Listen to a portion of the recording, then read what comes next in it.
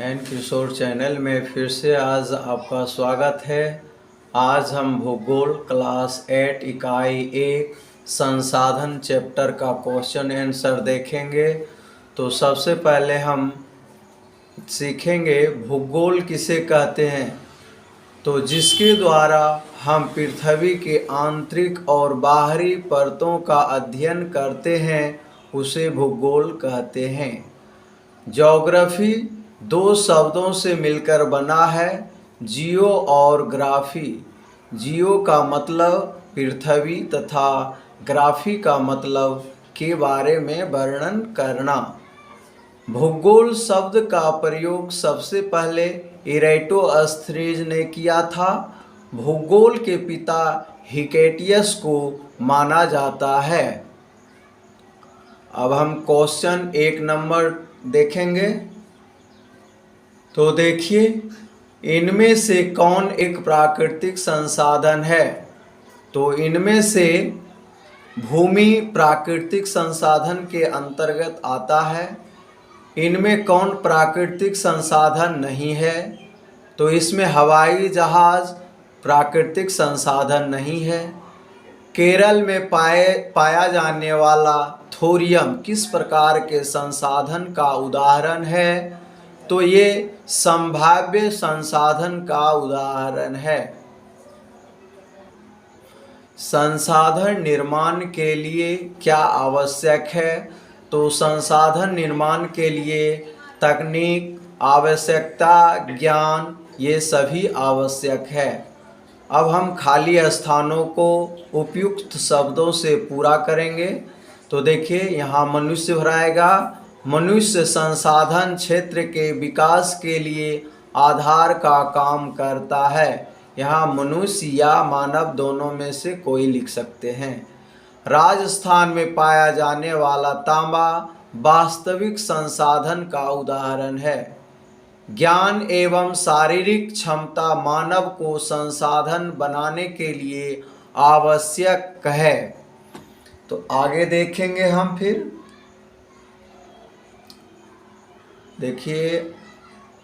देखिए क्वेश्चन 50 शब्दों में देना है। कहता निम्नलिखित प्रश्नों के उत्तर दें अधिकतम 50 शब्दों में। सबसे पहला क्वेश्चन है संसाधन की परिभाषा दें। तो देखिए, संसाधन की परिभाषा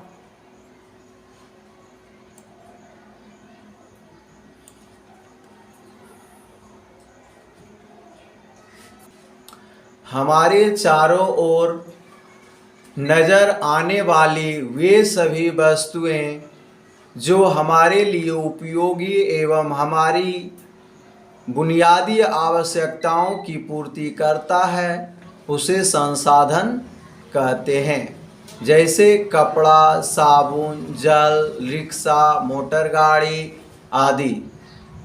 संसाधन के वर्गीकरण के प्रमुख आधार कौन कौन से हैं। तो संसाधन के वर्गीकरण के प्रमुख आधार निम्नलिखित है।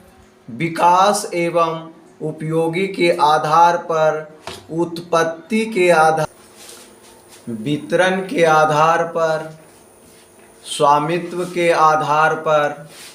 तीसरा नंबर क्वेश्चन है प्राकृतिक संसाधनों का संरक्षण क्यों जरूरी है। तो प्राकृतिक संसाधनों का विवेकहीन उपयोग और अतिरिक्त उपयोगी के कारण कई सामाजिक, आर्थिक और पर्यावरणीय समस्याएं पैदा हो सकती है। इन समस्याओं से बचाव के लिए विभिन्न स्तरों पर संसाधनों का संरक्षण आवश्यक है। अगला क्वेश्चन हम देखेंगे 4 नंबर। नवीकरणीय संसाधन किसे कहा जाता है। उदाहरण के साथ लिखें। वे संसाधन जिन्हें भौतिक, रासायनिक या यांत्रिक प्रक्रियाओं द्वारा नवीकृत या पुनः उत्पन्न किया जा सकता है उन्हें नवीकरणीय संसाधन कहते हैं। उदाहरण के रूप में सौर ऊर्जा तथा पवन ऊर्जा, जल, वन, वन्य जीवन नवीकरणीय संसाधन के उदाहरण है। आगे देखेंगे 5 नंबर क्वेश्चन। कहता है प्राकृतिक संसाधनों के विवरण में असमानता के प्रमुख कारणों को लिखें। तो अक्षांशीय विस्तार, समुद्र तट से दूरी, समुद्र जल तल से ऊंचाई तथा स्थल रूप में विभिन्नता के कारण सभी प्रकार के प्राकृतिक संसाधनों का विवरण इस पृथ्वी पर असमान रूप से पाया जाता है। अगला है ये लॉन्ग क्वेश्चन है। देखिए 1 नंबर, प्राकृतिक संसाधनों का वर्गीकरण उपयुक्त उदाहरण के साथ प्रस्तुत करें। तो प्राकृतिक संसाधनों का वर्गीकरण निम्न प्रकार से किया जा सकता है। उत्पत्ति के आधार पर जैव और अजैव। जैव में आता है मनुष्य, वनस्पति जात, प्राणी जात, मत्स्य जीवन, पशुधन आदि। अजैव में आएगा खनिज, भूमि, नदी, झील, चट्टान और वस्तुएं, धातुएं। उपलब्धता के आधार पर नवीकरणीय और अनवीकरणीय। नवीकरणीय सौर ऊर्जा और पवन ऊर्जा, जल, वन, वन्य जीवन, ये नवीकरणीय का उदाहरण है।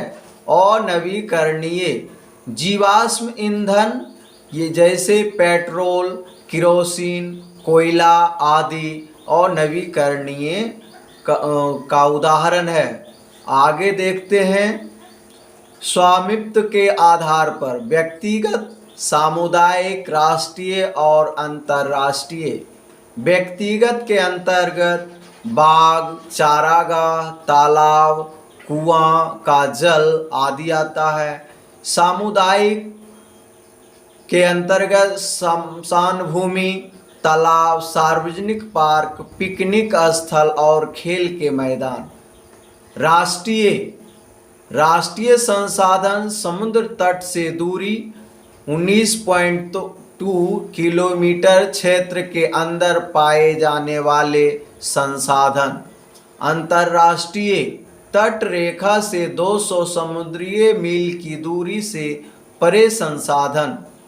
विकास के स्तर के आधार पर संभावी और वास्तविक। संभावी राजस्थान और गुजरात में पवन और सौर ऊर्जा संसाधन का संभावना। वास्तविक पश्चिम एशिया का पेट्रोलियम, झारखंड का आवरक, मध्य प्रदेश का मैग्नीज, राजस्थान का तांबा, ये वास्तविक संसाधन है। क्वेश्चन नंबर 2, संसाधन बनाए जाते हैं, उपयुक्त उदाहरण के साथ स्पष्ट करें। तो देखिए आंसर, कोई भी वस्तु संसाधन नहीं होता बल्कि उसके उपयोग एवं मूल्य से संसाधन का रूप लेता है। उदाहरण के रूप में जंगल से काट कर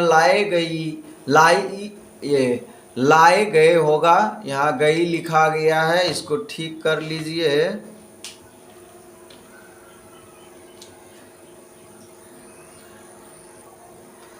लाए गए लकड़ियों को जब उसका कोई सामान जैसे खाट, चौकी, कुर्सी बनाते हैं तब इसका मूल्य और उपयोगिता बढ़ जाती है और इसे हम संसाधन के रूप में जानते हैं।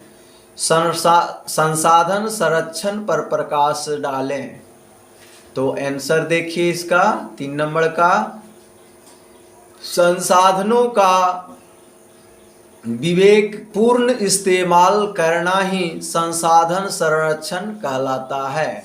मनुष्य ने अपनी आवश्यकता पूर्ति के लिए प्राकृतिक संसाधनों का अत्यधिक दोहन किया है। हमने इसका अविवेकपूर्ण इस्तेमाल किया है। यही नहीं, हमने कई प्राकृतिक संसाधन का इतना अधिक उपयोग एवं खनन किया है कि इनके भंडार धीरे धीरे समाप्त होने जा रही है। इसलिए मानव को संसाधनों की संरक्षण पर विशेष ध्यान देना होगा अपने भविष्य के लिए। आगे अगला क्वेश्चन है, संसाधनों के अत्यधिक दोहन से मानव ने संकट पैदा कर दिया है। इस कथन से आप कहाँ तक सहमत हैं? तो देखिए, इस कथन से हम पूर्ण सहमत हैं। मानवों ने अपनी आवश्यकता पूर्ति के लिए प्राकृतिक संसाधनों का अत्यधिक दोहन किया है। हमने इसका अविवेकपूर्ण इस्तेमाल तो किया ही है, इसे इस प्रकार प्रदूषित भी कर दिया है कि वे आज उपयोग के लायक नहीं रह गया है। यही नहीं, हमने कई प्राकृतिक संसाधन को इतना अत्यधिक उपयोग एवं खनन किया है कि इनके भंडार धीरे धीरे समाप्त होने जा रही है। भविष्य में इनकी भंडार खत्म होने की आशंका है। हमें इनके उपयोग में सावधानी बरतनी चाहिए, अन्यथा हम अपनों के लिए बहुत खतरा पैदा कर देंगे। आज के लिए बस यही, आपका इकाई 1 का चैप्टर ख़त्म हुआ। अगर वीडियो पसंद आए तो लाइक और सब्सक्राइब करना ना भूलें। इसे लाइक सब्सक्राइब ज़रूर करेंगे। Thank you.